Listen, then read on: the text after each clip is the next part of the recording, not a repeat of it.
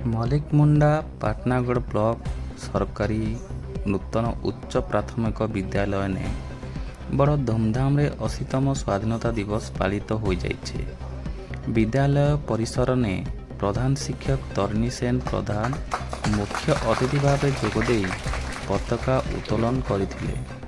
ଏହି ଅବସରରେ ସ୍କୁଲର ଶିକ୍ଷୟିତ୍ରୀ ଅରୁନ୍ଧତୀ ନାୟକ ଓ ରୀତାଞ୍ଜଳି କରଣଙ୍କର ସମେତ ସବୁ ଗୁରୁଜୀ ଗୁରୁମା ଉପସ୍ଥିତ ଥିଲେ।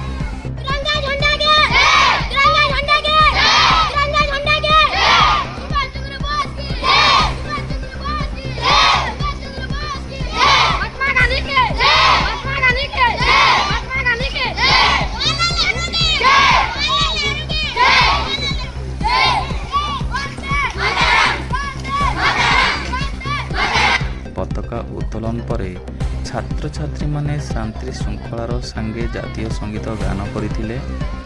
ତାର ପରେ ପିଲାମାନେ ସ୍କୁଲ ପାଖ ଗାଁକେ ପ୍ରଭାତ ଫେରିନେ ବୁଲିଥିଲେ। ଗାଁ ବାଟେ ଘାଟେ ଦେଶଭକ୍ତି ସ୍ଲୋଗାନ ଦେଇକରି ରଘୁପତି ରାଘବ ରାଜାରାମ ଗୀତ ଗାଇ ଗାଇ ପୁରା ପରିବେଶକେ ଦେଶଭକ୍ତିମୟ କରିଦେଇଥିଲେ।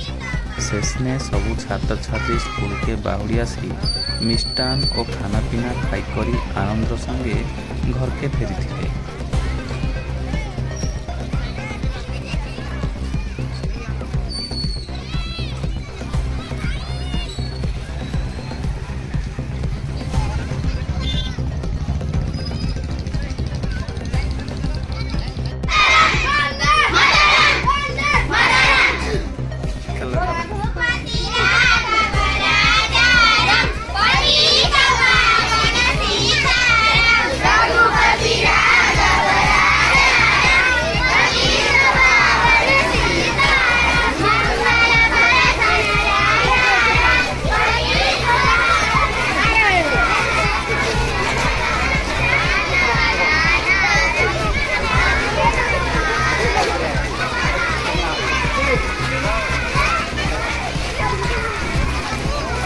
ସେପଟ ଧାଡ଼ିରେ ବେଶୀ ପିଲା ହେଇଗଲେ ଏପଟ